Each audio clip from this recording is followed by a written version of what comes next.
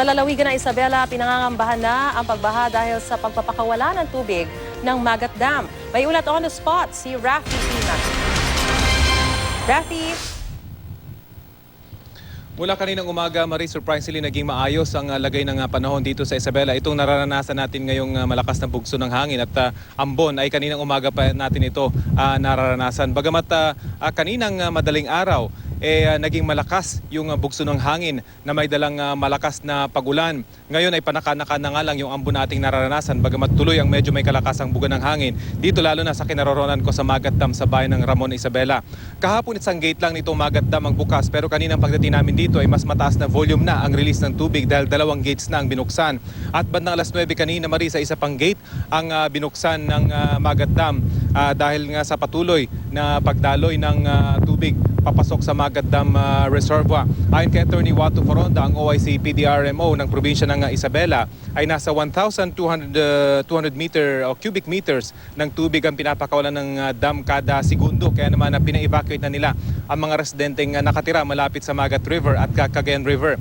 Inaasahan kasing magbabaha sa mga lugar na ito sa laki ng volume ng tubig mula dito sa dam. Sa kabutihang palad ay mula kaninang umaga, patigil-tigil nga lang yung bugso ng ulan dito sa probinsya ng Isabela. Wala pa yung pinangangambahang malakas na buhos ng ulan na dala ni bagyong Lando.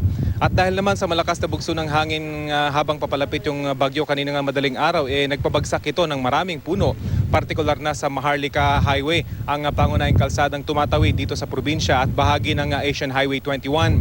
Sa Santiago, Isabela, mabilis namang nagsagawa ng clearing operation ang mga miyembro ng Santiago City Rescue 1021 at mga pulis para matanggal ang mga dambuhalang puno na nabuwal sa kasagsagan ng malakas na hangin kaninang umaga.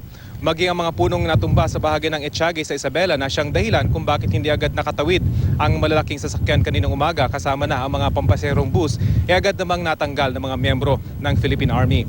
Sa ngayon, bukod sa mga preemptive evacuation ay wala pa naman umanong malaking epekto ang bagyong Lando dito sa lalawigan. Pero pabala ng mga otoridad dito, ang tila gumagandang panahon ay hindi nangangahulugang wala nang asahang malakas na ulan at hangin mula kay Lando. Kaya panawagan nila sa mga residenteng nauna ng lumikas ay manatili muna sa mga evacuation centers at huwag munang bumalik sa kanilang mga tahanan hanggat hindi nagbibigay ng all clear signal ang mga otoridad, lalo pat hindi pa dumadaan ang bagyong Lando dito. At kanina, kung mapaplayback siguro natin yung drone shot na ating kinunan kanina lamang, ay makikita natin yung kung gaano kalakas yung tubig na nanggagaling dito sa Magat Dam. Nabanggit nga ng PDRMO na mahigit 1,200 cubic meters na yung inilalabas na tubig nitong Magat Dam. At kanina lamang, Maris, ay binuksan na yung isa pang gate ng dam. So ngayon ay 4 na yung gate na bukas nitong dam. Kung kahapon isa, kaninang umaga 2 at alas 9 ay 3. Ngayon, mga ilang minuto lang yung nakakaraan ay 4 na yung binuksang dam dito sa Magat dahil nga sa dami pa rin na mga ulang pumapasok dito sa Magat Dam Reservoir. Kaya panawagan nila sa mga nakatira malapit dito sa Magat River at sa Cagayan River, dapat daw ay mag-ingat dahil sa potensyal ng flash floods. Maris? At ramdam nga natin yung lakas ng hangin dyan, no? Ingat kayo at maraming salamat sa iyong ulat, Rafi Tima.